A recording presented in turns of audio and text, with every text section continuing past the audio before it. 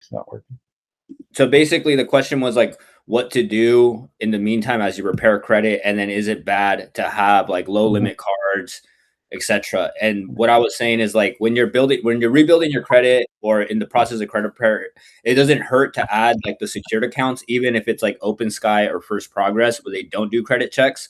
And the reason why is because like you're just using that to get the positive reporting, and it's more a bridge for you to then go and get the actual like funding after. So it's basically just building out your foundation. Yeah, eventually once you do go for actual funding, that's when the types of limits that you have affected. But when you're going from like rebuilding credit or building credit, it doesn't hurt to add starter accounts. Okay. Um, and then, yeah, I don't know if you can hear me now, Tom, but if not, then I do apologize, but it's at least recorded. So that's how that works. I don't know if like anyone else has questions, and it can be about anything, your situation, etc. I don't know if Anthony has a question or Blake. Hey, I just put some questions. Oh, I just put some questions in the chat, man. So hopefully, well, it's probably too long for me to send, but I had a couple of questions. The first one was, how do you handle the CRAs when you're verifying a dispute, when they'll keep verifying the personal information on your report? So I have some information on my report that's out that's not mine, or as my addresses, but they're saying that it's still tied to something, but they verify like it's mine, but it's really not. okay. So are you removing personal information or are you Yes, remove? Okay. yeah, the personal information. When I try to remove it, they'll tell me, no, we can't remove that because we have information that is tied to something on your report. So it could be the secondary bureaus, so that like base or third party reporting. So like LexisNexis, Innovis, checks. It's most likely LexisNexis. So you'd have to look at your LexisNexis report and basically dispute through there. Um, but I guess like if you're doing repair, you don't have to clean up the old addresses with the method that I have. If that's like why you're removing it, but that's what I would do though, is that if they don't do it, then it's most likely something to do with an account on a secondary bureau. Now, if they're just like saying like, oh, we can't remove the like personal information, and it's not this scenario where it's attached to an account or anything, they just won't remove it, then usually you just have to send a more aggressive letter back as far as like why they need to remove it, etc.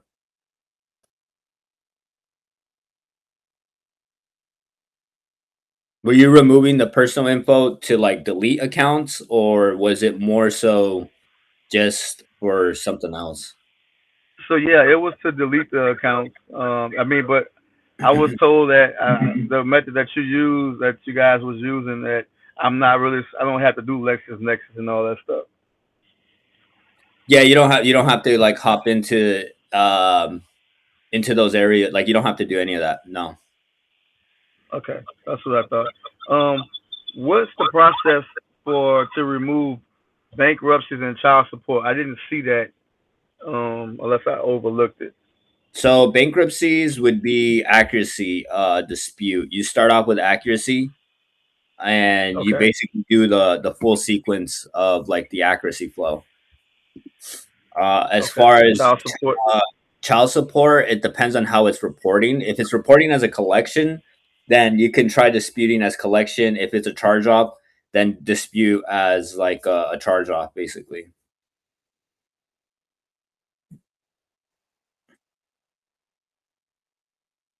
Yeah.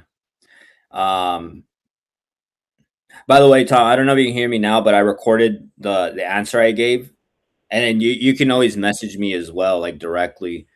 Uh, and yeah, Okay, Yeah, I'm here now. Oh shoot, gosh. I don't know why it's feedback. okay. Oh. Anthony, though, did you have other questions when it came to the repair process?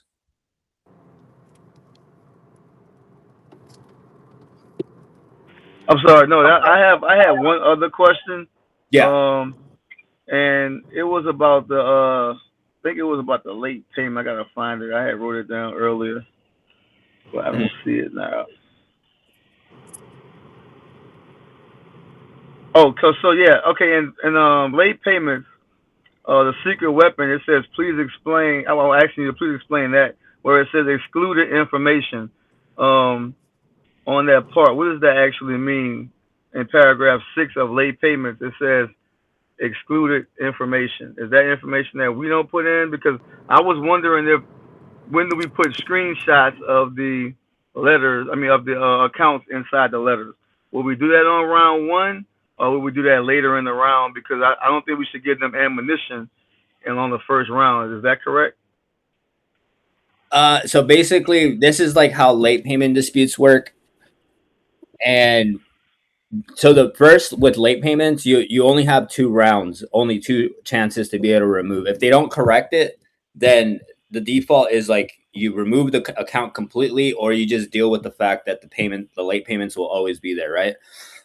Now, as far as like what are we're doing is we're taking like one specific law about how reporting works, and like the whole thing is like we're twisting it actually is what we're doing, and the reason why we're able to twist it and send it out and we're actually able to get results is because it's just a robot that reads the disputes anyways, and that's why it works and a bunch of other things. But um you're letting them know that it's not, and this is true by the way, because it's a third party that's reporting it or like displaying the information, like the 30, 60, 90 late pays. I can get an example as well that has worked.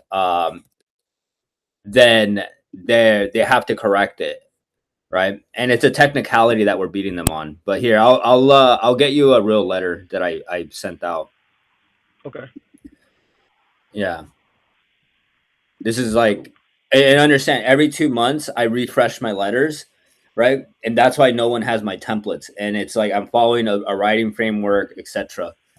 Okay. But here, let me show the actual screen. So this is the actual law, 15 USC 1681A, all those letters and numbers. Now, Yeah. we won't worry too much about damages. Just know that like what this is here, the damages is because then like I'd have to teach the whole framework, right? But basically I'm just letting them know like the effects of the bad credit and the illegal reporting that they're doing. And because we're doing this, it adds extra pressure for them to remove it, because like right here is where I explain the penalty or like what we're going to do to them for the illegal reporting, right? And so that's why the first paragraph's like my damages, and it adds that extra pressure because it works with this paragraph here. Every single paragraph works with one another, but that's how that works. Now, the second piece is the actual facts of the letter. The Mm-hmm. facts is letting them here. I'll just show you guys the actual thing, because like either way, like you either unlock it through engagement, like just like posting, being active, or like you just pay for it, right? And it's like one or the other. And it's only I only do that because like the way the people's brains works, like if you like are consistently doing action, like little habits, it does build into like you then taking something that you may not have paid for and doing it, versus like the like the commitment of paying for something, like you are more than likely gonna actually do it. And that's like the difference and why I do the things I do. It's so that you guys do it. Has nothing to Right. do with anything else. But anyways, um late pay, oh what was it? Oh yeah, the facts framework is what I wanted to show, I believe. Yeah, so basically all I do is I explain what law they broke, why they broke it, how they broke it. And then actually we don't have to include this piece because you can add the deadline in your penalty. But this is like the main reason like how we get it done. And so oh wait, hold on. What I explained. So like if you look what law they broke, let me explain under 15 USC 16 81 ADA 2AI, reporting specific consumer transactions is illegal. And that's as easy as it gets to explain what law they broke, right? But then we go here and it's like why they broke the law. It's like, okay, why'd you broke it?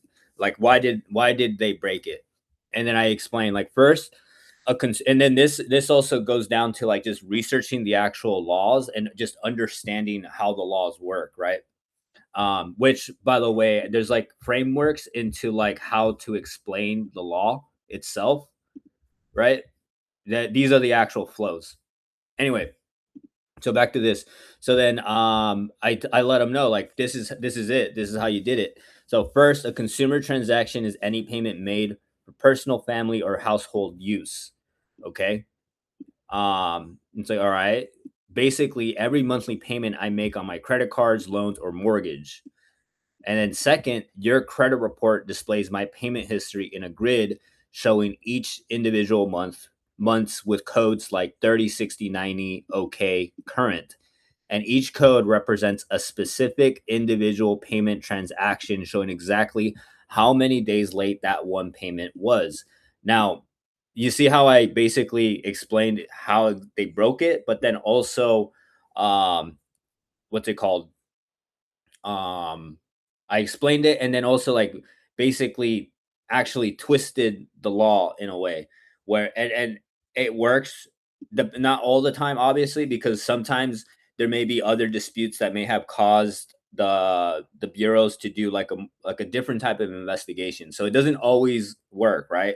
But the point is that like generally a lot of times it will work, because again, like we just explained perfectly why, like, why they broke it, because again, reporting specific consumer transactions is illegal. And then this is really the sentence that makes them break, honestly, because I let them know, like, you doing 30, 60, 90 makes it specific.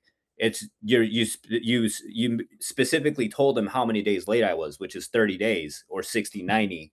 That's illegal. And then again, like, if you understand that many times it's a robot reading it, or if it ever actually gets to a human, these are all like outsourced workers, right? So a lot of times they're just going to delete it. They're just going to see this and be like, oh, okay, like that makes sense, and then they'll delete it. But then, like I say, therefore you are reporting illegal information on my credit report. And then I did do the deadline. I tell them, like, hey, I'm demanding you delete this information within 30 days of getting my letter. Boom. And then I let them know the penalty. And then this is my first time notifying you guys. The credit bureau is breaking the law. Your illegal reporting kept me from getting approved for a reliable car. That's just more reinforcing the damages in the first paragraph. And then I'm like, please remove these illegal transactions from my report. I'm sure this was an honest mistake on your part.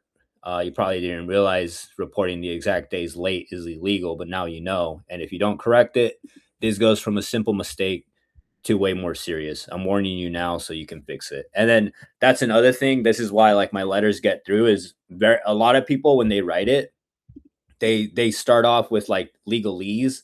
They'll be like, according to, and it just sounds like a lawyer wrote it, and that's not like how humans write it. And then for sure those people get stalled out way more often than like this. Like, yes, like you sometimes still get a response where it's like, we know it wasn't you that sent this or that, but it's because, again, if you just understand, one of the key things is that they are a business. And just in general, like, you hear all the time on the news, like corporations just like breaking the law, and they're like, oh, if I just pay this fine and I profit X amount, I actually still made money. So it's like the cost of doing business. And it's messed up. I'm not saying like that's how businesses should operate or whatever, but like that's just like how, like, really the type of system that we're in. If someone has enough resources to do whatever they want, they're gonna do whatever they want. And so that's why the bureaus though are constantly just not doing what they're supposed to. And then another thing is like my specific thing. If you look at the law and how we're disputing it, nowhere in it do I say the account's not yours. So then they can't beat us on like verifying stuff, right? They have to like really look at the technicality that we're accusing them of, you know. And that's how I do the late payments. And then I mean, there's a whole bunch of examples. Everything is like very similar to this. Like if you're doing factual dispute, the key thing is honestly like how you write. So like your damages, your facts, this is the most important piece, and then the penalty. So it's always gonna be that. Um, I hope I answered that to yeah, I hope it was clear because Nah, it just seemed that was ambiguous. perfect. It was That was okay, perfect. Nah, appreciate it. Yeah, perfect. awesome. But yeah, I was telling Anthony like, um, and I'm sure you guys already heard it. Like everyone here can unlock that through just straight engagement. So like posting things, commenting, liking stuff. By the way, like although it is engagement, like it doesn't give you like the points. You know what I'm saying? So and again, I specifically did that because just like little actions will like train your brain for that way when it does become unlocked, you're like, oh, like let me do it versus like just giving it to someone. They there's like no like anything in between, so they're more likely to like not take it serious. And obviously like if someone pays for something, they're almost always going to take it serious, but that's like the psychology behind it and why I do things. Anyone else have questions though, like Blake or Demario? I do, David. Okay, how can I Can you help? hear me? Yes. Uh, hey, thank you for all you do. You're great, man. I appreciate all you do. I've got 4 quick ones. I'll be laser. Do you want one at a time or all of them? Oh, you're good. I'm just hanging out. You can just do Okay. time. Since you were on disputes, I'll hit that one first. I got one thing is Experian Business Uh-huh. has got me classified my NAISC and my SIC. They're incorrect. How do I fix that? And can I do it quickly? Is there any way to? I'll take a look at. I have your question here, by the way, in the Yep. chat. I'll take it. I'll notate it. But then, as far as the NICS code, is it reporting bad? Like, I guess like where is it reporting the wrong code? Is it like in nav? It's in nav. It's in nav. Okay. And is it Experian for Business? Is it the Duns and Mm-hmm. Bradstreet Experian for Yep. Business? Yep. So many times, what you can do, you go to a here. Let me share my screen. Actually, is gonna be cool. What the heck? What did I do? Entire screen share. Boom. Okay, so you just go to Experian for Business, and I'll just put in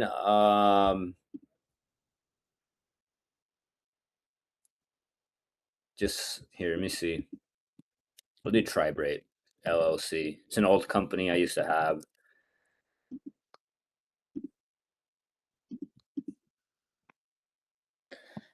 And generally, like what you can do, you go proceed, and there's a way to just log in and give them the info without having to do any of this. Hold on, because that's to buy it.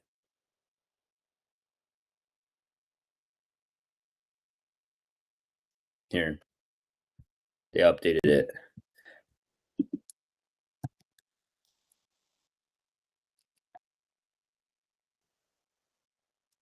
Oh, here it is.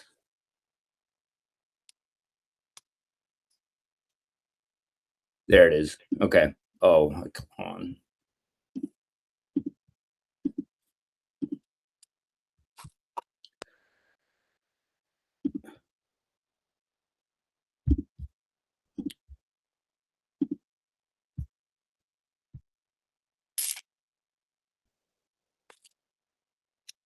Okay, you know what? I'm just gonna show you guys how I did it because these websites they always be hiding things, and I'll rather just show you guys how I did because I know you can do it through their website. But I literally just type in update business info. Dang, and it's this very first one here, correcting business credit information, and then you do oh, I don't know if you guys saw that. Let me go back, but basically it's right here. They like hide things. I don't know why they do that, but it's right here. You click submit request and you can start going. Yeah, you see, they really want you to buy the report. If you go here, Yeah. and, yeah, you're gonna have to buy something. But boom, and then you just start inputting everything,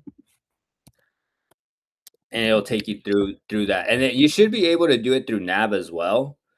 Um, a lot of times you can do it through there, and like just you have to click around in the settings. Oh, really? I have to choose state. Oh, wow.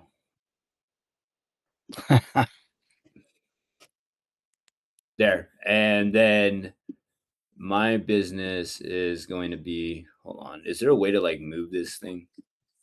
This one right here. And that's how you go ahead and get started on that. Okay, and if your Okay. business isn't popping up, it's because some people if they're new to it, you just have to tell Experian what it is. Like you actually just search it, and then that'll put the business in the actual database. And you probably will still continue to see that Experian doesn't have your business, right?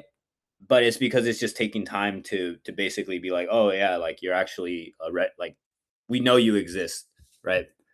Um, so yeah. And what do you think turnaround time on that is? 30 days? Um, it's hard. It honestly like because like the last time I ever had to like mess around with business reports was honestly like maybe 3 years ago.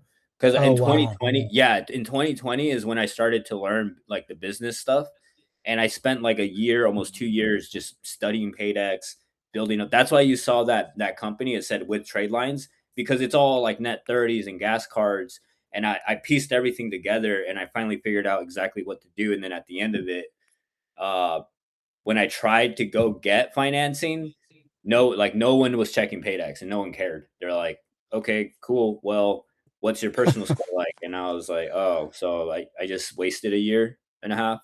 Cool. Wow. But that's why Wow. yeah, I still show people for free though in the free group. Like it's like, look, if you really want to do it, this is how you build a Paydex score. This is like the vendors, everyone you got to go to. But just know at the end of it, they're still gonna tell you that there's other things that you need to be looking at, or there's other things that they look at to acquire the business financing. Okay. Okay, and that's kind of my second question is so I've built my personal credit is good. Hmm. Um do I need those trade lines? Do I need to get trade lines before I apply for my first business credit card? For your first business card, no, you do not, Okay. because they only look at these specific things. It should be the here. All they look at is like the bare minimum like credit profile. I'm just gonna go into the VIP group. I don't care. I really don't care.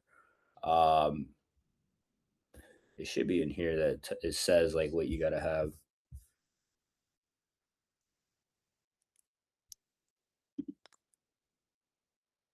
The heck. It's because I want to show you guys like the whole stuff, whatever. Anyways, it's like minimum 700 credit score. You need to have 5 credit cards, bare minimum, and then at least one of them needs to have a $10,000 limit on it, and then one installment loan, whether that be an auto, personal, etc. Obviously, the more like robust the profile is, the easier chance you're going to be able to go ahead and actually get financing, and then also if you lean heavily on your current relationships, that then you that's another way to further maximize your approvals. Okay. Mhm. So trade lines, that's not necessary, super important. Getting all that set up.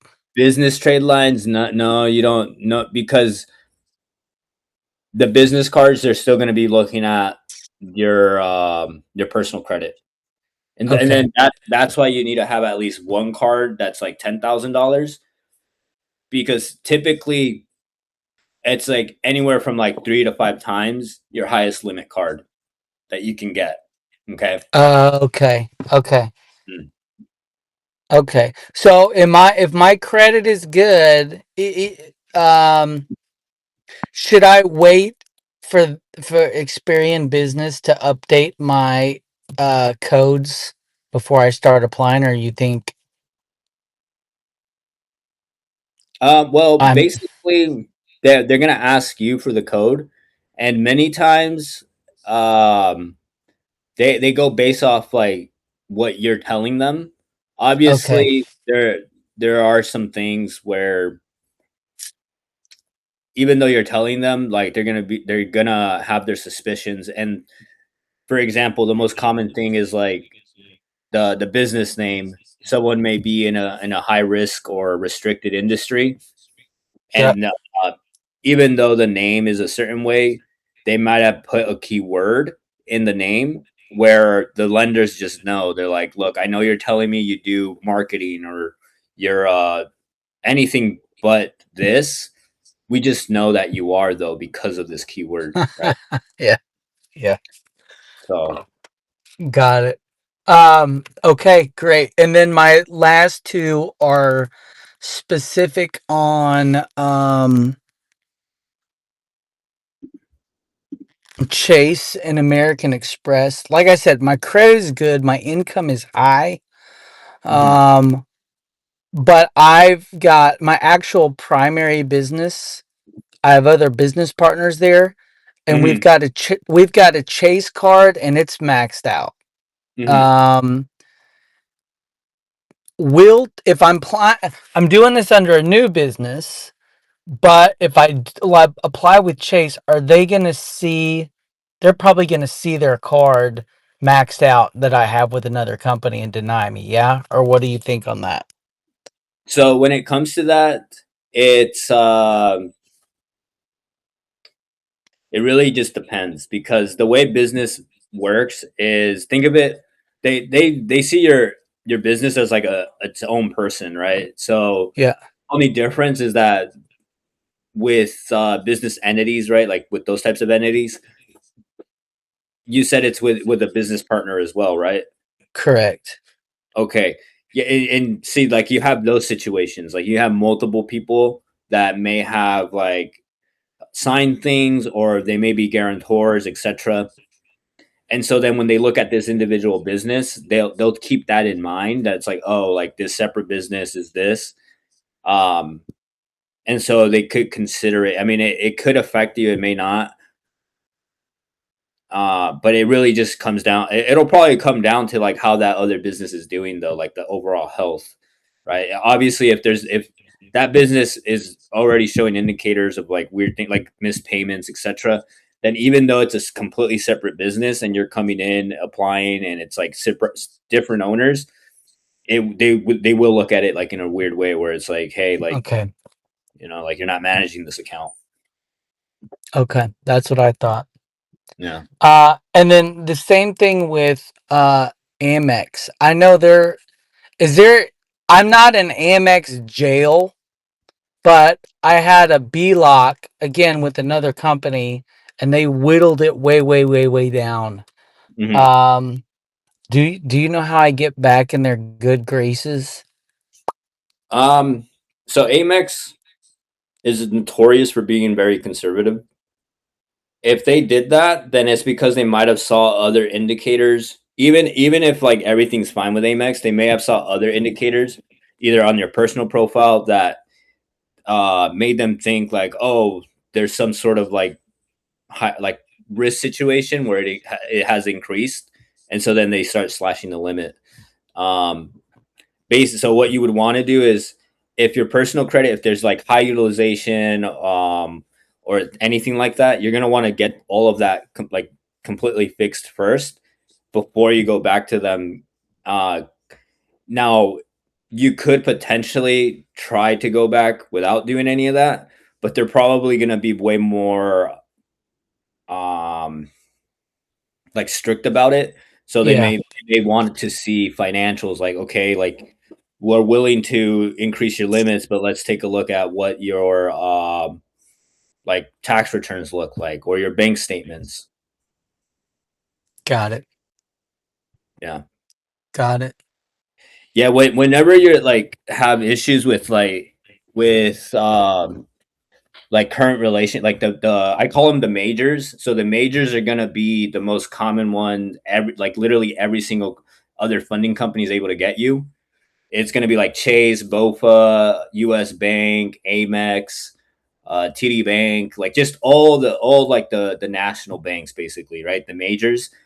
Um, you're gonna want to really start looking at like regional, right? And that's like the difference, though, is like I know how to like do like the stacks for majors, but I also have like a very specific funding strategy where I implement, yeah, that piece and all like the credit hacks, quote unquote credit hacks. But I also understand like just like other underwriting or underwriting fundamentals, which is like relationship building, understanding that regional banks typically are willing to lend more.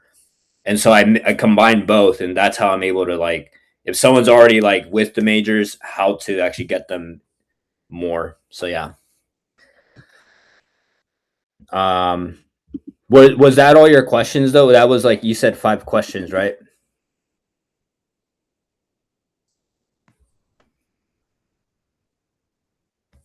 Okay, so I'll take that as question answered, and if not, just message me. All of y'all can message me now. The Mario mentioned, is there any way to send off letters without having to physically type it and then mail it off? Um, so you are able to upload disputes through Experian.com. Now, you're probably going to have a lot of people tell you like, oh, you don't want to do that, they're not going to read it, they're going to throw it away, or no one's ever going to see it. I'm telling you right now, it's just a method of communication, whether you upload, mail it. I honestly, like a lot of my letters now, I just do snail mail. Like I don't even do certified, I don't do any of that, because it is going to get there, they're going to read it. It all comes down to like what you're saying in the letter at the end of the day. So yeah, you can just do it through the laptop. Go through Experian, TransUnion. I think Equifax is the only one that still doesn't allow you to do online disputes. Um, and then a second method is like to CFPB it as well. So yeah.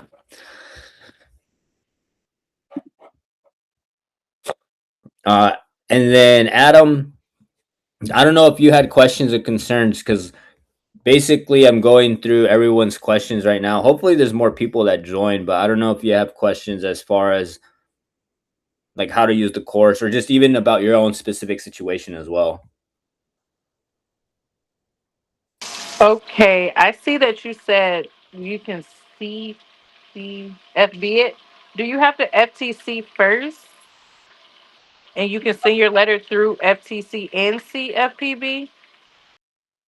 Oh, okay. So basically, let me so if you're getting an FTC report, basically that's going to be like a 605B a lot of times, the type of dispute method, which is falls under identity theft claims, right? So I mean, yeah, if you're a victim of identity theft or it's just whatever, you get the FTC report to then put the actual accounts and anything else that was caused due to identity theft, and then you make the letter and you send both off, right? Um, for sure, if it's like a fraud claim or you're claiming identity theft, you're more than likely going to have to mail that information in, and they're more than likely not going to allow you to upload it. And if you are able to upload, they're just going to reject it, right? As far as why that happens, I don't know why they do it. Honestly, have no clue why you're not able to do it.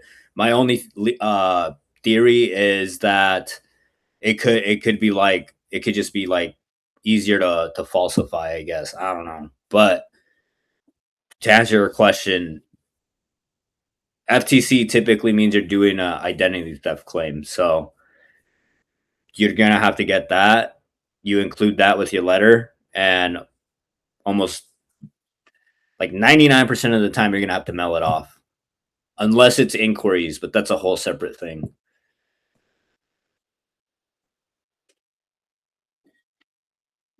Um, yeah. Hey, David, how are you?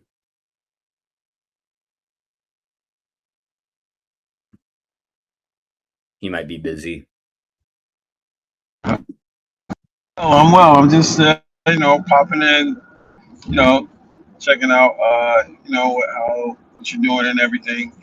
I did want to just touch on something that you had just mentioned about uploading the letters and stuff, and I just wanted to, give people's my experience and with you so far, and you guys took over my file. I believe it was and literally, you guys. I think I can pretty much say that you guys uploaded my disputes online, and I got notification from Experian.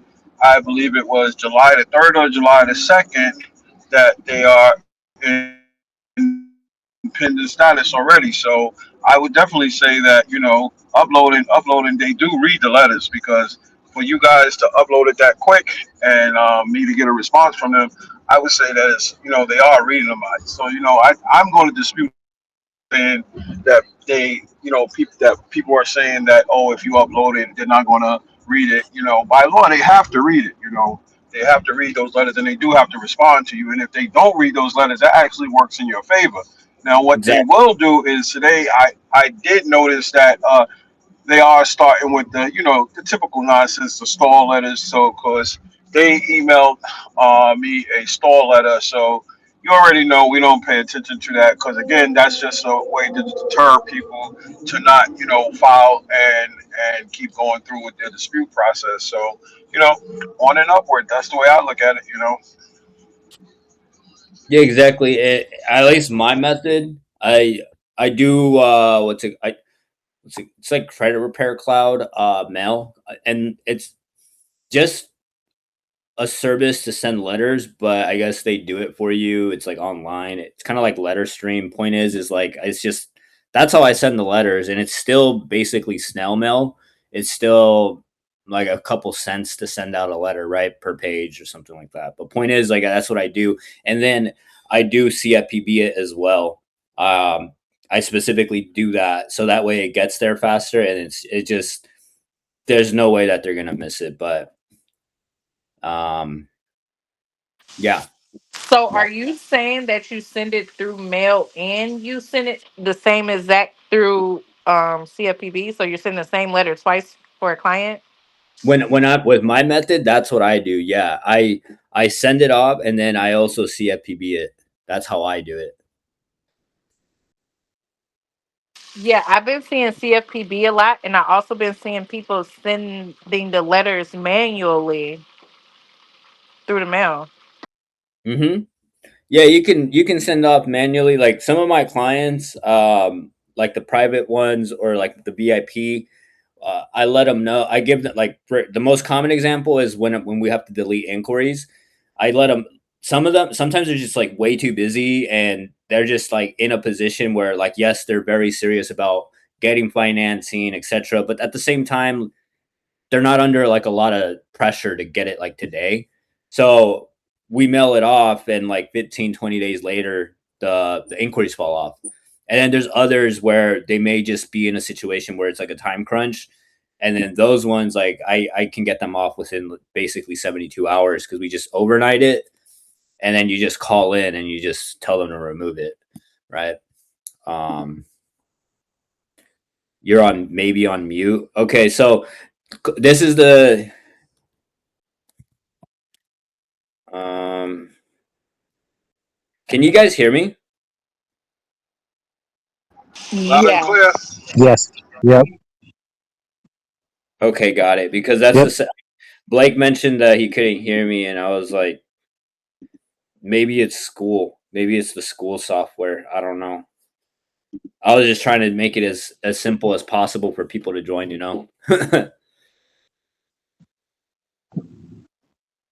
Yeah. Yeah, Hey Dave, I have a question. yeah. Um, what? So I jumped in and I jumped in on the middle and I heard a gentleman asking, about getting I guess future financing, and he was saying that he was maxed out and he had partners. Mm. Okay, so I heard of a technique, and maybe you can elaborate more on this, But there are partners, right? And they have multiple LLCs or corporations or whatever have you, and they are all partners on that. Is there a way to like transfer, like, okay, let's say you and I are partners, and uh, we have 50%, 50, both have 50% ownership, and then we Mhm. want to go for another round of financing, but we want to go through the same majors. Now, when we go through that, we don't we want to actually hide the, I guess, hide the utilization, or if whatever whatever that might Yeah, yeah.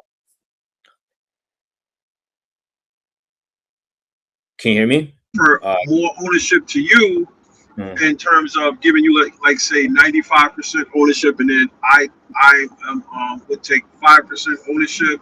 That way, I would then be able to come in and then go for a round of funding with the majors, or is that just something like a myth that I'm hearing?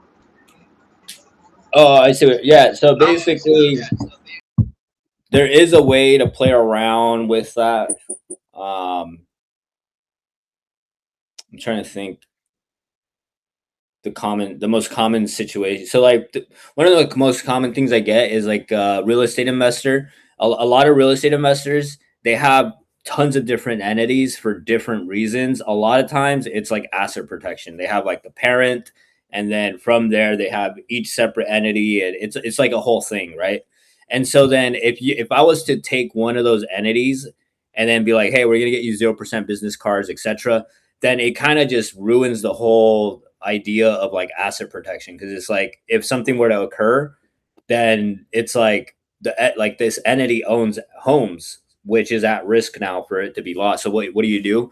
You basically are able to set up a whole separate, it's something they call it like the I forgot the actual like correct term, but it's like I think an SPV is like the correct term, but basically it's just a fancy word to set up a separate entity for like a very specific reason, right?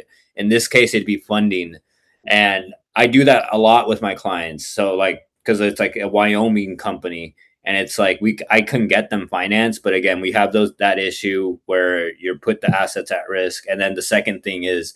Um, the banks just know that real estate investors are mainly doing the Wyoming LLCs. So a lot of the approvals come in a lot lower as well. So then I just like set up an LLC that is not there. Like don't even worry about the privacy or any of that. Like just set it up, and we're gonna take that go get the funding, right? And then if they want to like do it like in a way where it's like like actually have a paperwork trail of of entities lending each other money. It is 100% legal. People do it all the time, and all it takes is like an accountant to be able to play around with the balance sheets of the companies where they're lending each other the money, right? And that's if you want to like have the paper trail, etc. At the end of the day, like how business truly works, like small business in general, they people just do what they do, and that's like how small business kind of works. But if you wanted to know the full like scientific answer, it's like that's what you do. Now, yes, to answer that though, like you could theoretically change it up where it's like 95% ownership and then 5%, right? You could do that, or like depending on the type of financing, you could just do a separate entity and get the 0% cards. But eventually, there's going to be a point in time, like if it is like a partnership and the business is making lots of money and all that, like it won't be as simple as like just changing it, because you may have all sorts of different like corporate agreements, all sorts of things where you can't just change the ownership like that, and so you'd have to take an other route. But at that point, um, I have like other solutions. Like once a business is like has grown to that size. Got it. Also, Dave, I have another Yeah. question. If you're so a lot of industry talk is to be said that when you're setting up like a single member LLC, you should never put that you're the owner. Um, what is your I guess your quick fix to that? If you're only a single member LLC and you don't have anybody else to be, the operational manager or the vice president or the VP?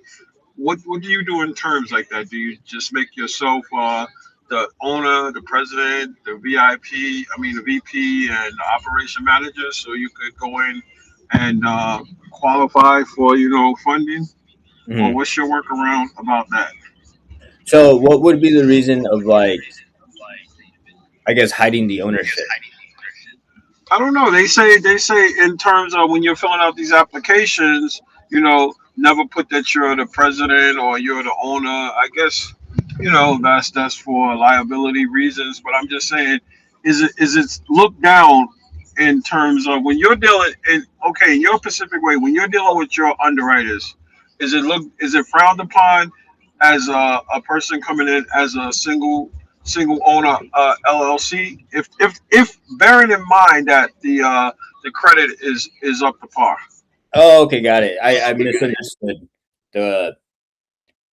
So then, as far as the actual when it's time to apply, whether you call yourself owner, manager, vice president, president, CEO, anything like that, like quite frankly, they're not really gonna like scrutinize that too much, right? Because they for one they understand that you are a small business, and so then they're a lot more like less strict on small businesses. Like before things were like modern. It honestly, small business lending is still very archaic, but I would say that it's gotten better where they kind of seem to understand the struggle that small business owners go through, right? And one of them is that um like the whole like what they call themselves, like because like yeah, at one point if you were to tell a bank like yeah I'm a like self-employed or owner or whatever, like they kind of looked at it funny, but the title doesn't matter. There, as long as your score is good, and then if you're at a point where you are making money and you have like the financials, then as long as the financials aren't messy, you're pretty much good. And one last question. Not trying to take over the whole floor. Um, No, operation the what do they call it? The operational the kit that you have, the binder that they send or where you keep your articles of incorporations, your shares, and it's called there's a name for it, operational kit. Is that important to have, or do you recommend that to have that for each entity that you open up, or is that something that you can get later down the line, or when should you get it at when you actually form your LLC or your S corp or your C corp? right. Okay. So basically, let me give you like the by the book answer. Like obviously, yeah, you're always gonna want to have like your operating agreement, your all sorts of all the things that you need, right? But then how like after that, like how's it actually? How's it actually? Um, Um, hold on, I'm gonna mute you real Hold on, quick. I'm But gonna like, mute you. basically, like how real life works. Like you're good. Like they're never gonna really ask for that type of stuff. I've never actually have had anyone ask for like operating agreements. And then if you ever do need one, and it's like a lot of times it's because you're getting a larger loan limit or something, you can literally just draft it up right then and there and give it to them, and that's it, right? And that again, I'm not saying to do those things or you should do those things because like someone could like easily take that and like skew it in a way where it's like, oh, this guy's trying to promote uh unethical practices. I'm just saying like that's how like real life works, or at least like how real business owners typically operate. Like you shouldn't let those things get in the way of you ever trying to like actually get a business going. Like those are the things that I talk about, or that you hear all the time, but like you don't like yeah, the more correct answer is yeah, you want those things, but if you're just not able to acquire it or whatever, like that doesn't mean you can't operate a business or go get funding or any of that.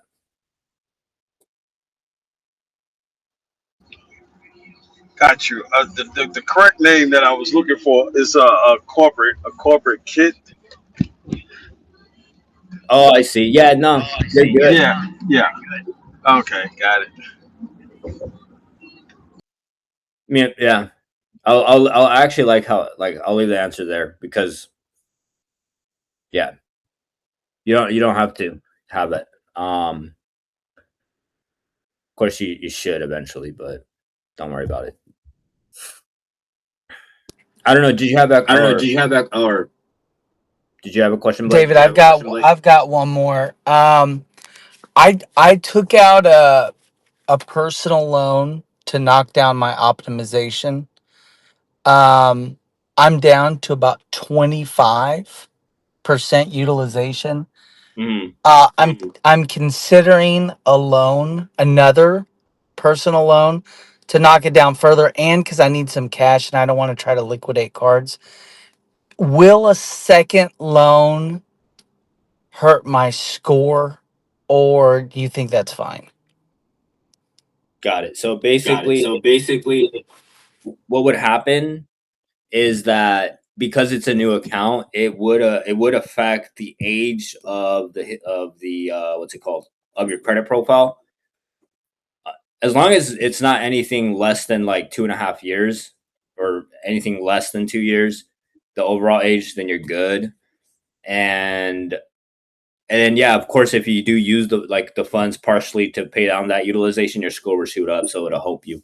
You just need to watch out for the overall age. Now, if you have a bunch of accounts and your average age super old, then you'll most likely be fine.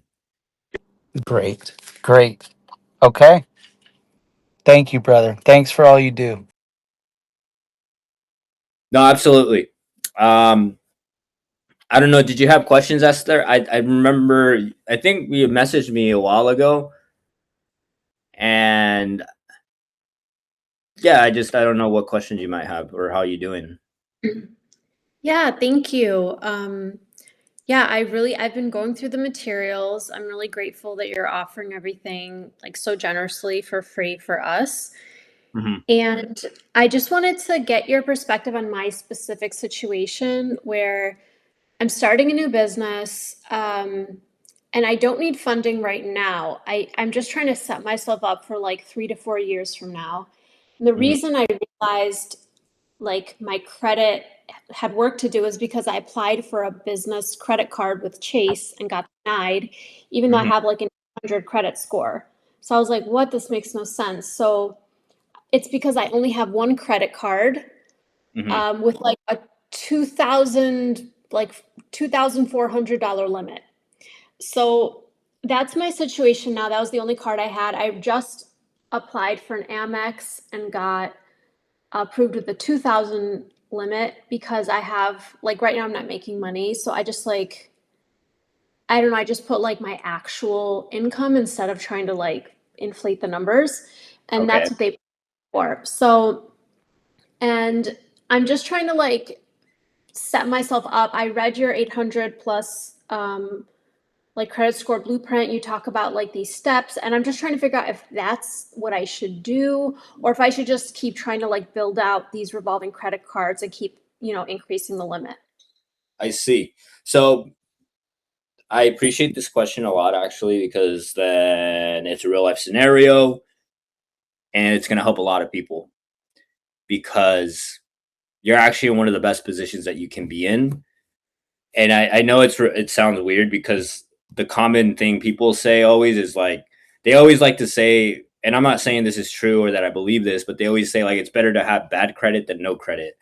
And it's like that's true if you just don't know how the system works, right? Like you're coming in with a clean slate and you already have a card. Um, there's tons of different ways that you can play it, right?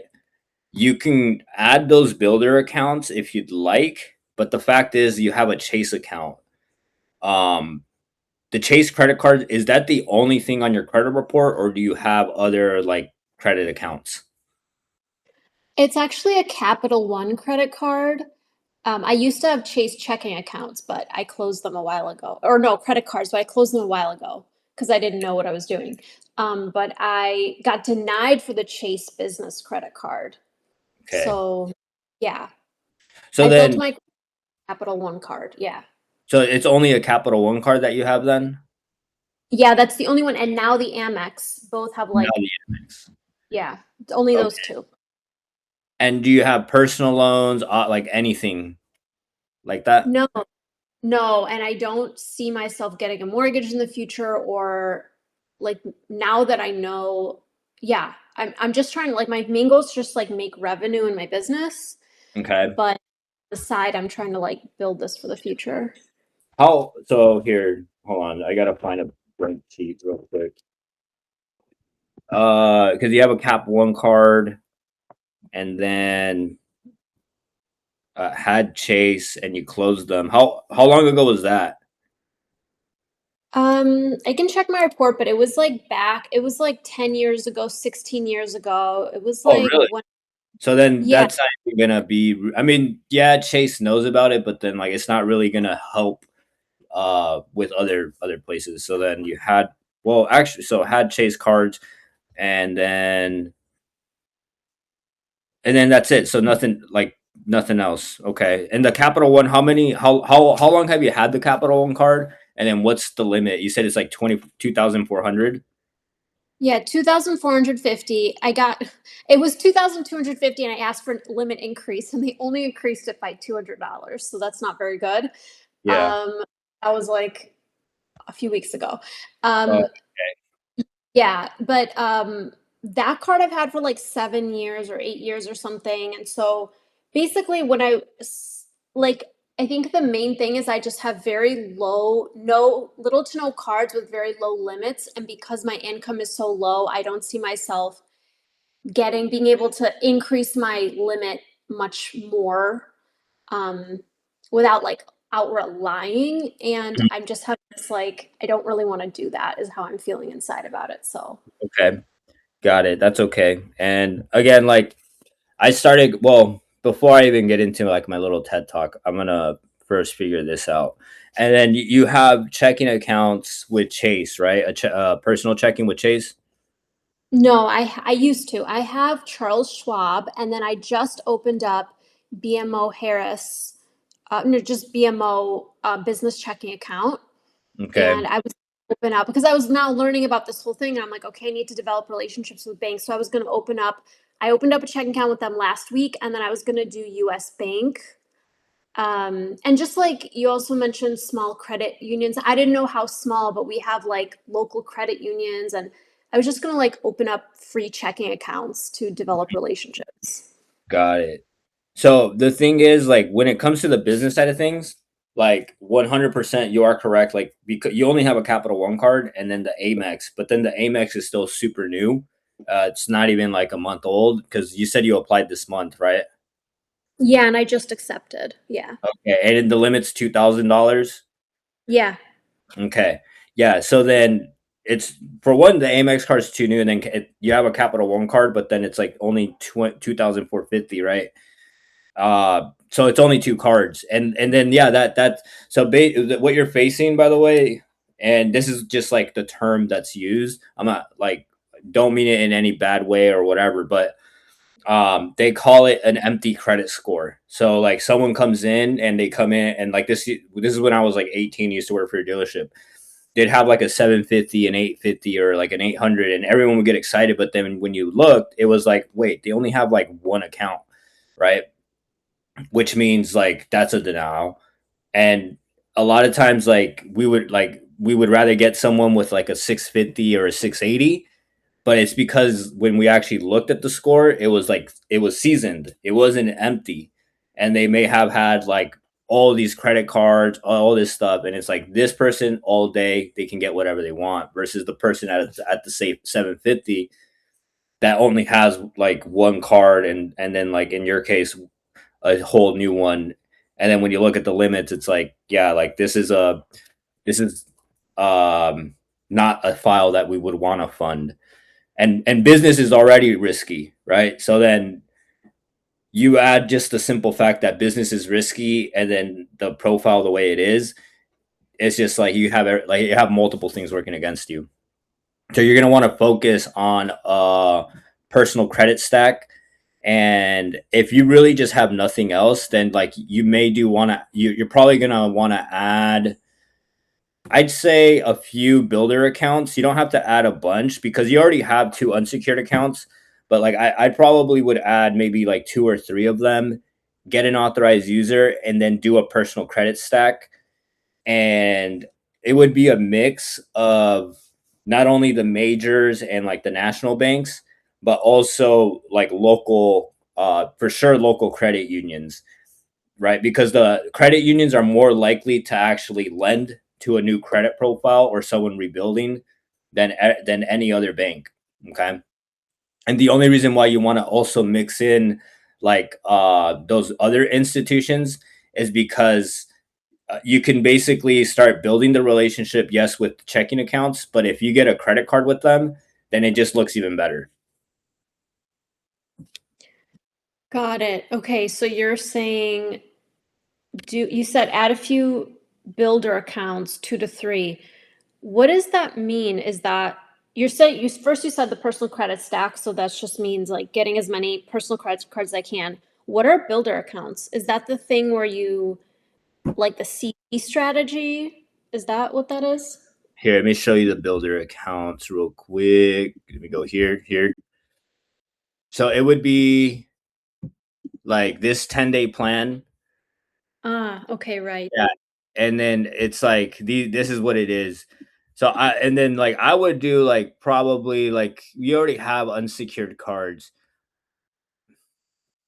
You may even be able to just skip it though. That's the thing. Like your file is like a really weird. It's like new, but people are giving you a shot. Like Amex, you know what I'm saying? Yeah. They were willing to get you approved. So then like that's what I'm saying. Like you may not even have to add any of this, but for sure, like I would start off with credit unions, and then as you get your credit union cards, like consider doing the nationals. Like yeah, and you're right, yeah, like you're probably not going to be able to get business funding for another. Like if you were to do just regular business cards, because you're adding all these new accounts. Again, the minimum age is 2 years that you have to have your profile season for. So all this that like would mainly be personal, and then yeah, like maybe 2 3 years from now you'd be ready to get the business financing. But that's why it's like you're in a good position though, because if you do everything right and you just stick to your plan, like you 100% are going to be one of the people that gets like those amazing results of like, oh, I got 150, or I got 100,000 on my business accounts. So um there are situations though where you can get financing a lot sooner, but when it's under the 2 year mark, and then also the credit score may not be there when it's time to get cards. It'll mainly be what's called like alternative business financing, which is a whole other topic, and we don't really have to talk about it just because like I don't have an example right now. So Got it. Okay, so yeah, you're basically saying to increase like personal credit stack, which I'm working on, and slowly I'll increase the limits and apply for other cards. And then, but you said specifically to like there's these credit unions near me. They're operated through Wintrust. And they're like a local credit union through this like small, it's like very small though. So mm, that was the kind of place where I would start with them and then ask to get a credit card with them. Is that what you're saying? I would do a mix of like those like credit unions, and then also like the national ones. And then specifically because your end goal is to get business financing, like what I would do, because like I used to do this like only for personal, right? So back in the day, I would just like build out things, and it was like whatever. But like what I would specifically do is like kind of double dip. So don't just go to any credit union, like make sure that they also offer business financing.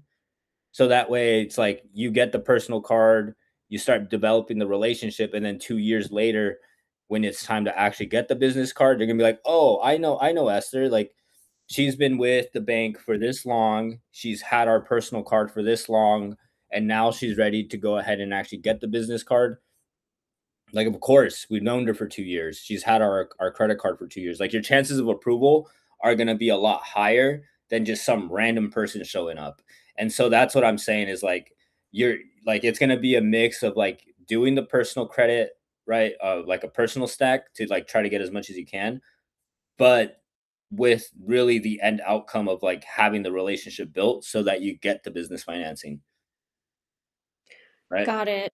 Yeah. Yeah, so you're just saying be strategic about what banks you build relationships with, open checking accounts, and get personal credit cards with. Like that's why I did BMO because I've heard good things about them, and I was gonna do PNC eventually and Chase and US Bank, even though I know they're kind of I don't know, they just have a free business checking account. That's how I was gonna do it too. And yeah, then these local ones. That Yeah. was kind of the plan. Yeah. Yeah, and you And then basically do that, yeah. and so you're saying before I like commit, I should call and find out if they offer business financing, but I'm not even ready to get any kind of business credit card. You said I need like 2 or 3 years to build my personal credit and my before I can before I can do that, before I can actually even apply for business credit cards with them. Yeah, that's correct, yeah. Okay. So, you're mainly gonna wanna be focusing on what's called optimization, like optimizing your credit, and, like, I have, like, in-depth trainings here, by the way, like, everyone has like, this is all for free, by the way, in the free group, and, like, if you just read, like, how to build credit, becoming funding ready, this is pretty cool too, but or even this build a fundable profile like 1 2 a lot of you're gonna notice that like a lot of it does overlap, but I do it that for a reason because like you just have to like continuously like just hear information before it's like fully retained, right? But my point is though is like I talk specifically about that, like it's like hey look if you're a new because my background, but like I should clarify my background, the way I learned this stuff is when I was 21. I learned how to do the credit, like they call it credit stacking on the personal credit profile, right? And so like I was getting 100, sometimes upwards to like 200,000 in 0% personal credit cards, right? And then basically these like they're called stackers. Like all of us found out about business credit cards and then what at least what I did is I just applied the same exact like patterns to credit and finance with the business cards, right? And so like that's how I developed everything. But what I'm saying though is like instead of just doing a 100% like I'm just going to get as many credit cards as I can, it's like no. It's like you do want to do that, but now the goal has changed to like just getting the relationship developed and getting the personal card so that 2 years later you can get the business, right? Financing. Got it. Yeah. That makes sense. And do you think you mentioned like I should do the secured loan with the credit union, but then you were like, maybe you don't need to do that. Do you think I should do that or it's not necessary? I think you might be fine, honestly, because you already, I mean, you have some accounts. Amex was willing to like take a risk, which means like because your Capital One card is like 7 years old, right? I think Yeah. and then that's the reason why Amex was so quick to approve you. So you could probably like get away without having to add all those things. The one thing about the income, by the way, like I will say this at the end of the day their stated income like it's called stated income, and so like you are able to kind of use that against the banks, right? Just the only thing though is that I've usually because like again I was 21 and I got my first round I got 60, I got like $60,000, right? And then I did it again and I was able to scale from 60 to 100,000. The only issue with like these limits though when they're very high is it's more like a discipline thing. And so if like you're concerned that like you're going to get a bunch of credit and you might like um I guess like mishandle it or whatever, right? Then yeah, maybe you shouldn't like you should just tell them like how much you really make, etc. And you're gonna see like similar approvals, like 2,000, maybe 5,000 at the most, right? And then you would just have to scale it up over the next like year or two, right? But then like you can also on the flip side like just tell them they're making don't anything over 150, you're almost always going to get auto flagged for financials. And so like you can just tell them like whatever you're comfortable with so that way you get a higher approval. And then also uh, these places don't check, right? There's like millions of Americans like applying for credit cards, defaulting on credit cards, right? They're not gonna like check like any of that. And then also like the only reason I did it and why people, especially business owners, do that is because uh if we were just to like really stick to like how things are supposed to be, it makes it very difficult to operate a business. Now, I'm not saying go out there and like intentionally like hurt, but at the same time, like if your intentions are generally clean and it was like I was just doing this for the business and all that, then you're good. But if you ever come from a point where your intentions are to get a bunch of money and you have like just really bad intentions, that's how you actually end up getting in trouble. Like I've had people straight up just ask me like if they can just like not pay it and all that, and it's like, dude, you're just gonna like end up in a really bad situation that you're not gonna know how to handle. So yeah, it's always your intentions, okay? That makes sense. And one quick question is that I got denied for the Chase business card, and then Mhm. I saw in your like ebooks to how to dispute that. But would that hurt me? Because if I go to Chase and say that it was like fraudulent, I did call the reconsideration line. So like, would they kind of flag me as someone who's suspicious because I'm submitting this? So with inquiry removals, that's the only time, by the way, I'm ever okay with doing that method of like doing an FTC report, right? And again, it just has to do with like it's just an inquiry. Like no one is hurt over that, right? So and then they're not going to see it as a weird thing either. Like it's like it's just they also understand that that's what people do, right?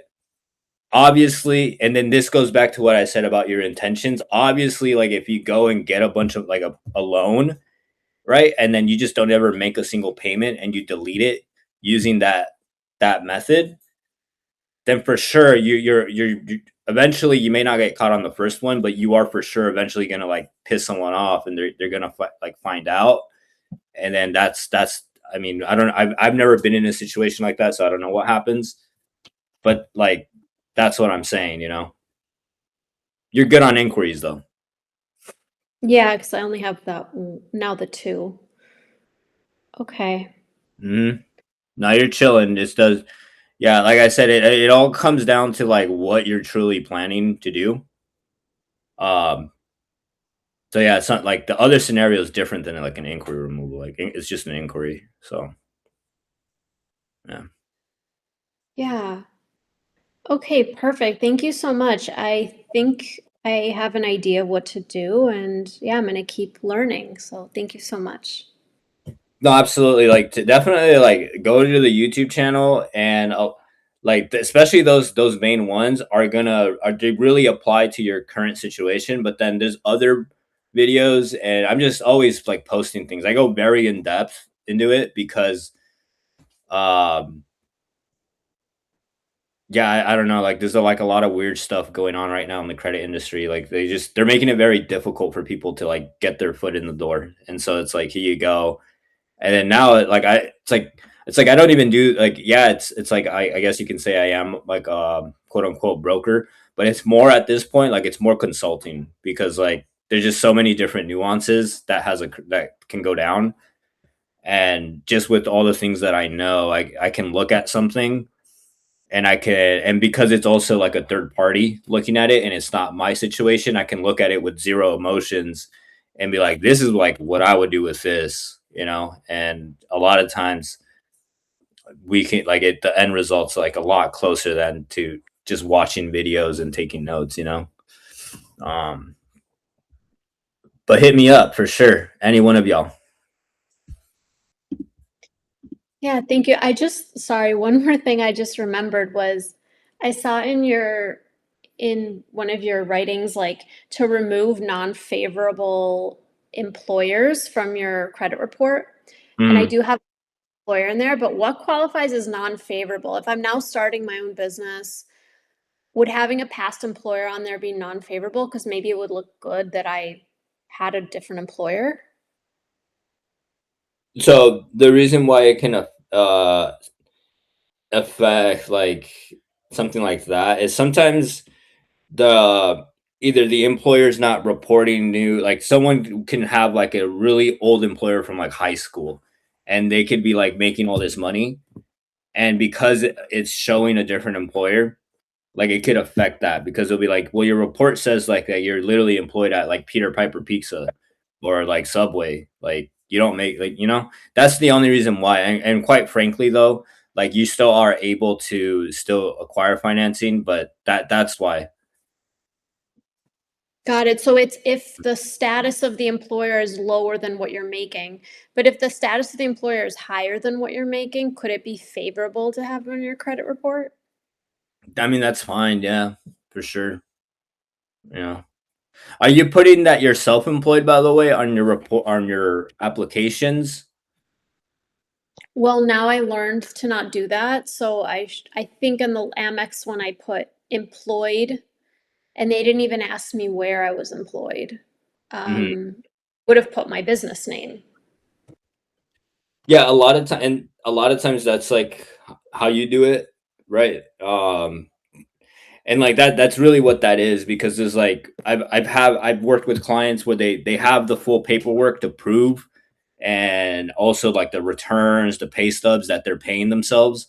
And so like when it's something like that, it's like, okay, well, we need to fix that piece and like remove this employer that is from like 10 years ago and like update it with your actual business because you have all the everything you need, you know? Um Right.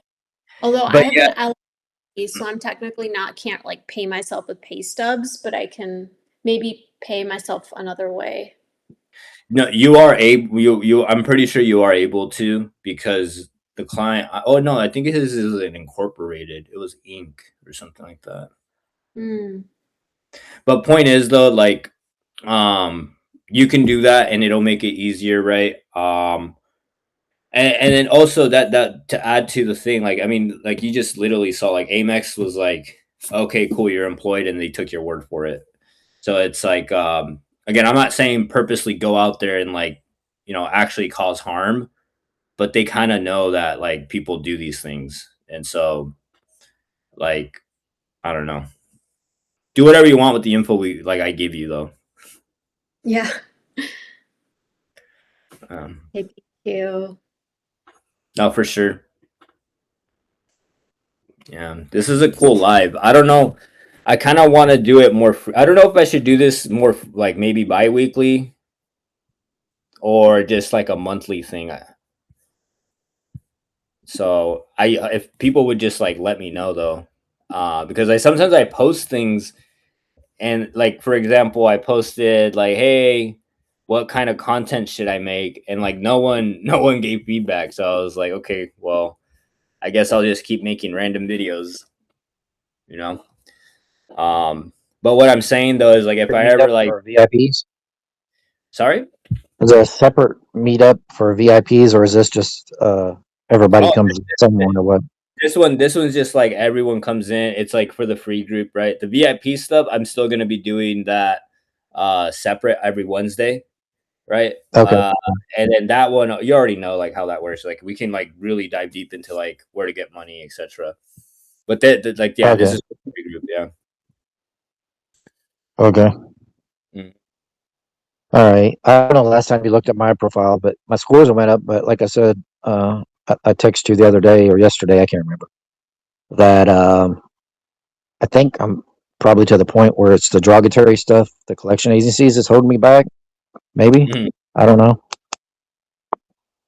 Yeah, some And of these. then Oh, go the on. other thing about him is that these guys are collecting on something from 2019 for the last payment. So it's my understanding won't it soon have to be removed anyway? Or can they keep collecting on it? It's my understanding they're not supposed to collect after it drops off, right? Or no? If we can't get it removed, because also heard, well, I was using one of the AI things. I think it was Gemini, asking questions, and it gave me a recommendation, but I couldn't get back to it. But anyways, there's a terminology. So sometimes the credit unions, if it's close to dropping off, there's a terminology that you can use that they may consider dropping it off sooner if your profile's been managed properly, like good credit lines and managed utilization. Is that true or no? So it's 7 years for negative accounts, and Yeah. it'll naturally remove it. It'll just fall. So at So that point, will the collection agency have to drop collecting on that particular account? So it's separate. It's separate because like negative items, like it's right. Collections are frustrating like that because like they may be like the original creditor may be out of its statute, like the statute of limitations, but then like because they sold it off, it kind of like resets the clock depending on when they sold it, right? So like you're good with the credit union. Sorry. I'm sorry. Oh, I thought you were saying something, but anyway, No. but um with the collection company, it could have reset the clock because it's not going to be based upon like the original creditors, uh, like basically clock, right? What I'm, yeah.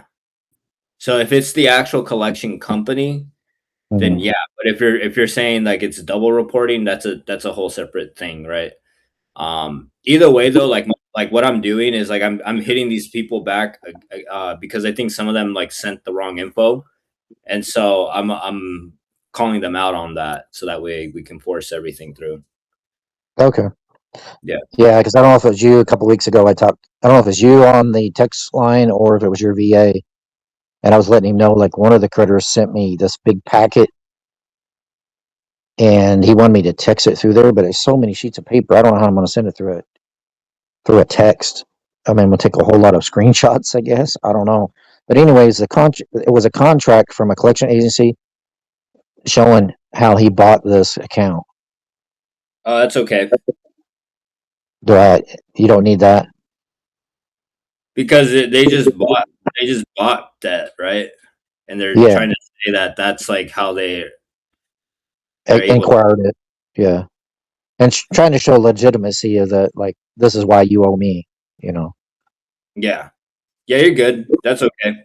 Okay, and then I had another two questions here. A couple months ago, I co-signed for my daughter a car, Mm. which was well, that is that going to hurt me or is that better? Because now it's saying I've got a good mix of credit because I've got 4 credit cards, but I'm just an authorized user, I guess, on the auto loan since I'm a co-signer.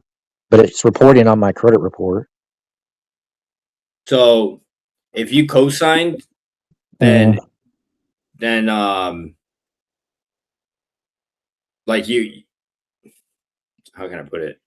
Because you can't be an authorized user on loans typically. Like that's just not how they work. But oh, okay. yeah, so it would show up as you being like like cosigner, right? Yeah, Um, it doesn't really state that right there. I don't think. I'm not sure how it words it on the credit reports. yeah. And then at Or Bob. the same time when they did this, they put the wrong now it's reporting the wrong date for my employer. I don't know Mm, why it's doing that. They said I've been there since 2019, so maybe that's working in my favor. I don't know. that's okay. I mean, these places do mistakes a lot, but like the thing about co-signing for things is that Mhm. you're held liable for the like also the payments. So if something were to happen where she just can't keep up, then it will affect you. That like if it's like missed payments and stuff like that, you know what I'm saying?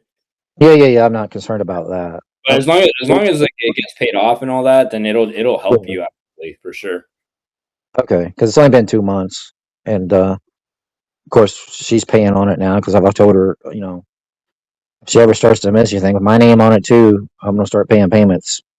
But it's how it is when you have kids. Maybe maybe you don't have kids. I don't know. No, not right now. No. Okay. Yeah, but All no, right. I've dealt with a lot of clients that have had to do, because like I said, when I was 18, I was working for a dealership actually. So Mhm. it's common for that to happen. It's just that, just look out for that piece, Yeah. and Well, she had an offer at our local credit union, but they just wouldn't loan her enough money based on her going to college and having a job. They said if she made just a little more money, then they would have done it on her own. But we're thinking that she might be able to refinance it in 4 more months, like on her own. So of okay. course, then I'm not going to get credit for it. So that might mess up my mixed credit. Because right now it's showing my mixed credit is very good because I've got some history too because I paid off a car like last year and it was 6 years on that note. So Well, when I don't know. this one gets refinanced, it'll show as a paid auto, so it'll still help. Like, it'll still be a benefit. Okay. I'm just trying to figure out the quickest way to get to a prime card with like 10K limit, so I can start the credit stack. But I guess I really can't do that until I get the derogatory stuff off, right? Yeah, a lot of times, yeah, you have to do that first, and I'll look at your file again and see if there's anything that we can potentially do to set you up for when it's time to actually get the funding, because you can like season it, like preseason, so that you can Hmm. yeah. Okay. Yeah, because I know like yesterday I watched my score on my Equifax lost 60 points, and then I woke up this morning and I don't know what happened, something you did or what's going on in the background. But then it went from a 711 the day before, dropped 60 points, but now I went to 735. So Mhm. I don't understand Yeah, and it. when we're like cleaning things up, um, you are 100% gonna see fluctuations, and Yeah. there's time.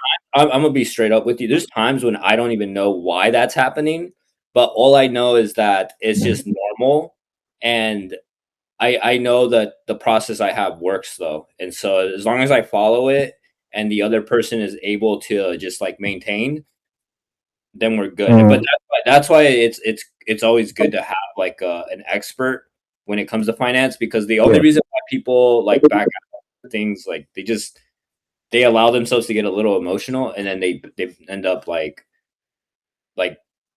unwinding everything, and it's like, no, like doing that is like what's gonna cause the pain. So like you just have to. Yeah. I'm not gonna unwind it. I'm just trying to. I don't No, have. no, you're I'll good. go through the. You're good. I'm just saying, like that's just Yeah, like, yeah. I'm just saying in general as a lesson to others that are gonna be watching this on YouTube. So Oh, yeah, okay, got you. Okay. yeah, no, not you, man. I know, like, you're chilling, man. Yeah, Yeah, yeah. We know we're gonna get there. So yeah. yeah. All right. Uh, Appreciate your help. Appreciate you working with me. no, absolutely, Looking dude. forward to growing on the future and doing some other stuff. Hopefully.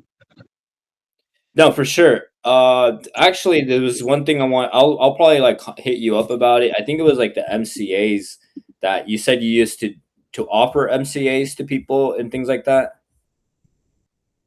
Yeah, I did. Short period of time. There was a startup company. Looked good. Talked to the CEO. He had done this a lot of times in the past, Mm, but yeah, but I didn't get to stay in there long. But I got traction. I got traction pretty quick by the way that we were generating leads, and mm, there were a lot of interested parties. But I don't know. That was my first experience with that.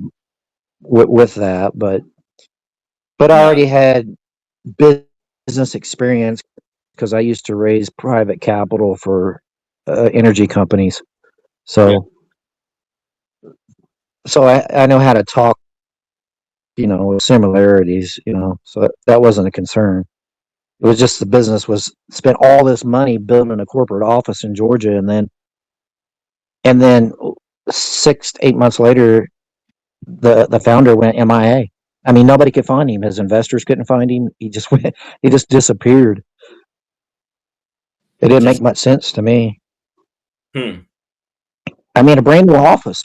I mean, you know, spent Yeah. all this money and got all these employees and talked a big talk, but he took a lot of money from one guy individually. Wow. A lot of money. Yeah.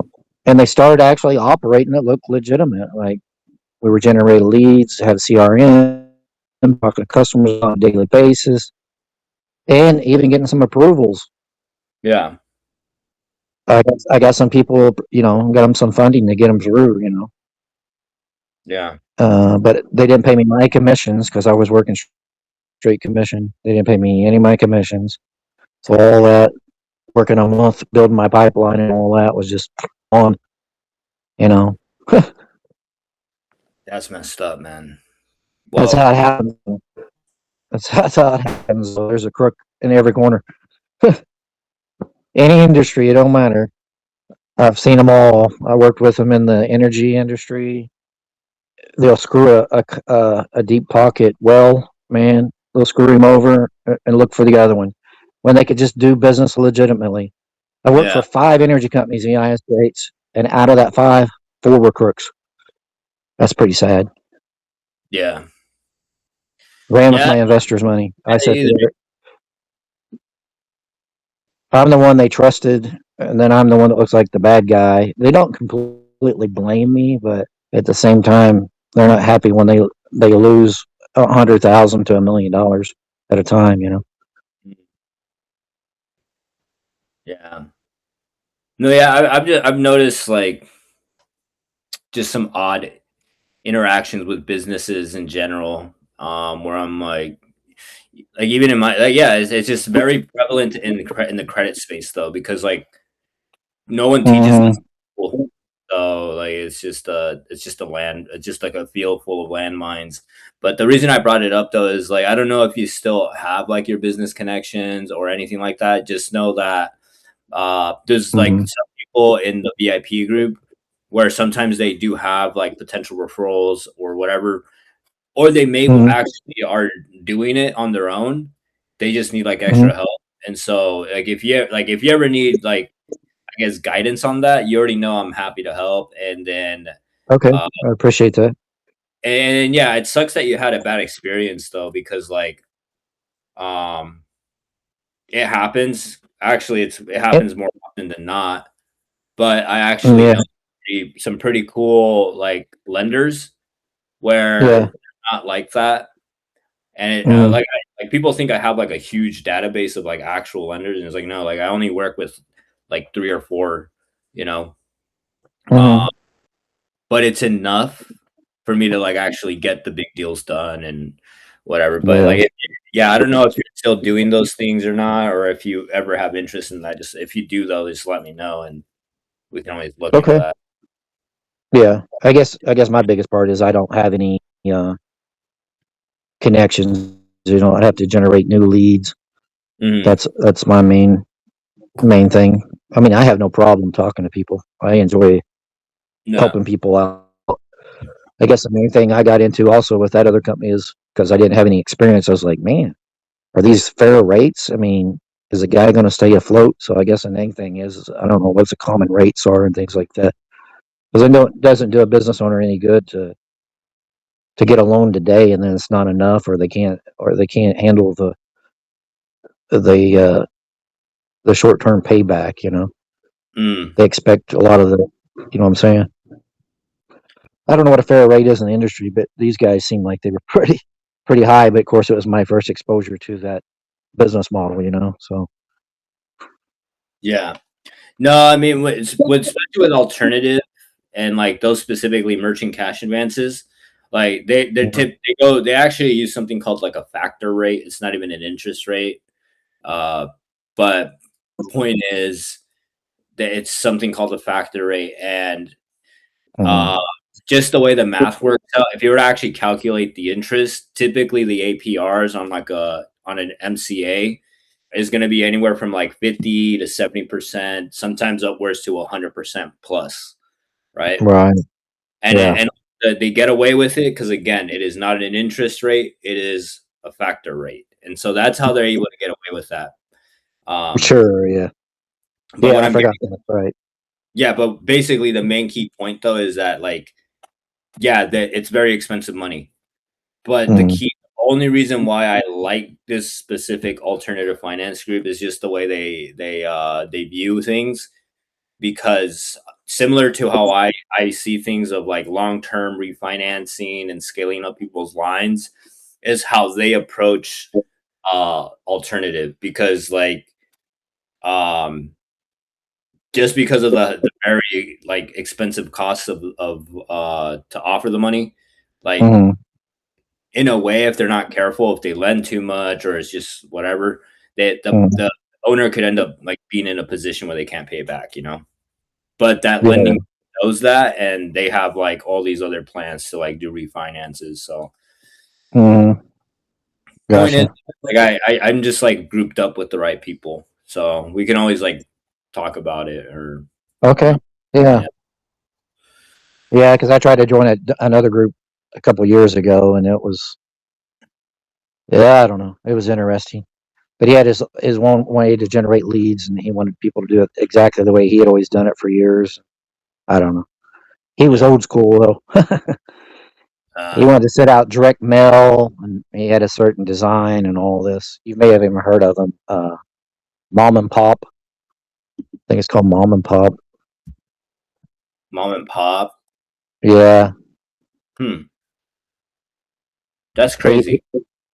yeah, because he started out in the mortgage business, and then he sold the mortgage business and made a lot of money off of that, and then started that type of business doing he had the finance, he had the money to fund it, But I kind of caught him at the tail end because he had got throat cancer, Mm. and he'd been in therapy over that. I mean, and he was still pushing through it. I got to give him credit for that. I mean, he was on presentations, can barely speak, having to drink a lot of water. Yeah. But yeah, but it was interesting.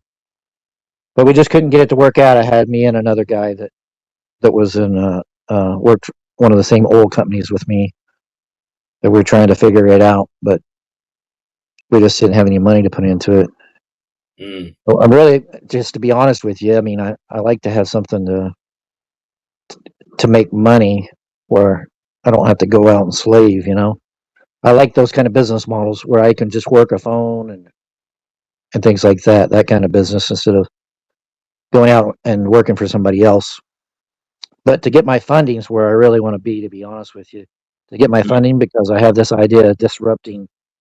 It's a crazy idea, but you got to dream big, right? Is disrupting DoorDash. I have a way to do that and Mm. help the restaurant owners. I don't know if you realize how much the restaurant owners are paying in fees, but it's extremely high. I mean, I talked to a local restaurant owner I've known here for years, a Mexican restaurant. They own a few restaurants. You realize if on a $50 order, that DoorDash, when fees are said and done, is charging that restaurant $30 to $35. Dang, and then they're charging us fees. Well, that's coming out of that. That's yeah. Yeah, oh yeah, you're right. Yeah, they're building that in. Don't they bill us too the fees though? Like, don't Yeah, but I? but What they did they? bill that. Oh, they go on. Yeah, they bill that through the restaurant though. They'll have them tack on like depending on how many miles it is to the residence or the delivery area. I see what you're saying now. Okay. Yeah, but I have a method to where I don't have to be a $1 billion company, right? I mean, I'm happy with a few million a year if that's worst case scenario. Uh, Mhm. and I can cut the restaurant's cost by sometimes 50%. All I got to do is make $3.26 off of each order. I don't need to be. I don't need to. I don't have any shareholders. I have to prove something to. I think that's where you get an issue. I mean, I'm all for capitalism, but sometimes it's taken too far when it comes to public companies, and they got to they got to make their shareholders happy and show them, oh, we're going to make more this year and this quarter, and you know what I'm saying? Yeah. Eventually, you're stealing from the little guy. Eventually, Yeah. you know, you're railroading people. There's a difference between capitalism and greed, I think. Mm. No, that makes sense. Well, no, I So like it. if I can help out the restaurant owner to even save 15% of every order that DoorDash didn't give them, right? Additional 15%, cut the rate by 15% at minimum, right? That's Yeah, money, right? no, absolutely. And it's an easy sell. And now I already know there's a third party app that's been designed in the last couple of years exactly that works like DoorDash's app. I can white label that. And it starts out at zero cost. Nice. And you can use their drivers because they already have drivers lined up for like Grubhub and Uber, different delivery services, even DoorDash. They're Mm, dispatching some of these, so they can control, especially Grubhub. So you don't even have to worry about your drivers. You can either build out your own drivers locally and then focus on just a certain restaurants. You don't have to go after the big corporate ones because they're going to be hard to get anyway. Because they're probably cutting, they're getting a better deal than mom and pop. Mom and pops are paying through the nose for DoorDash. I've been told it's almost not worth it, but it's almost an evil necessity because people want it. yeah. But most restaurants don't know that they can shut off. They've got two services through DoorDash. They don't, but DoorDash never tells them. They can stay on the platform and have their own drivers. Mm. Oh, I But see. DoorDash don't tell them that. Then DoorDash is only charging them 5% or 10% to have the platform and keep pushing them business through their platform. But they can opt out. But they don't tell the restaurants. Most restaurants do not know they can opt out and have their own drivers and cut their rate by 15, 20, 25%, depending on what fees they're charging. DoorDash is charging them. Usually Mm. it's 35%. 25 to 30% is what they're charging them. Wow. That's a And lot. restaurants operate already on a lean margin. Mm. No, yeah, they do. Yeah. My dad used to work for one, and it's a tough model for sure. You know, Yeah. I mean, like if you have a model that'll help them, then I mean that sounds awesome. And Yeah. Well, that's my dream, but I gotta get the funding first, so I can stay home and not worry about it. I can just focus on this business, going out talking to restaurants yeah, and signing them up and saving them money. nice. Yeah.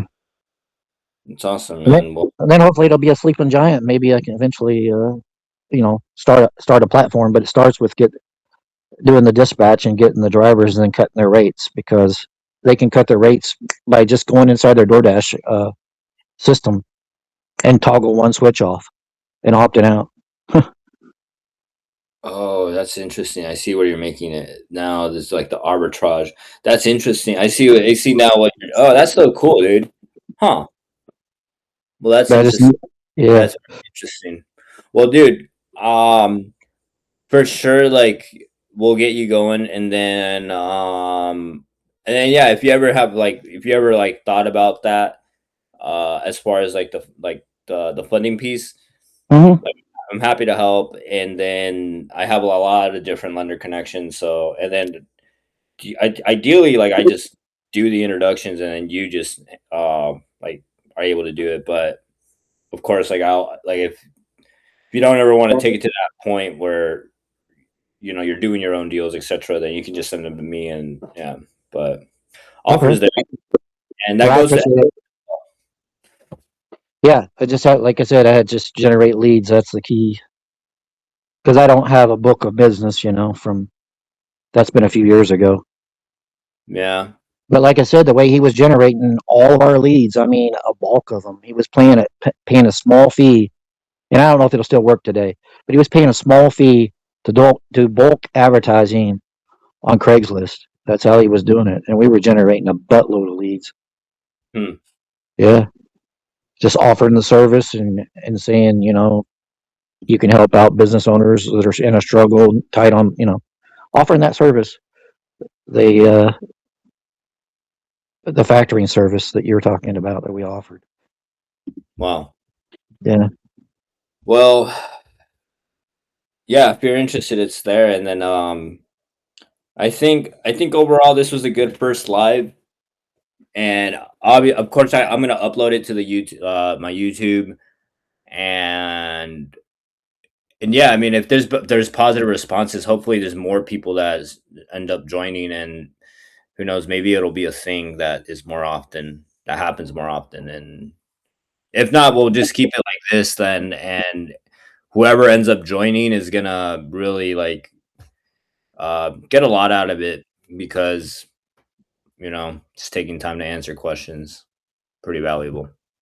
Yeah, appreciate it. I've learned some things. Got a couple golden nuggets here, so it's always good when you can go and hang out and hear other people's questions and then hear some feedback and get some golden nuggets. For sure, for sure. Um, but yeah, I guess like it seems like everyone's taken care of. If that's the case, then I'm gonna be hopping off now. There's a couple things I have to do anyway here. Mainly write some ads. So yeah. Okay. All right. A good session. I have a good night. Thank you, Tom. You too. Thank Thank you. you. Esther. Thank you. You're welcome. Thanks. Thanks, David. You have a good one. Later, y'all. See ya.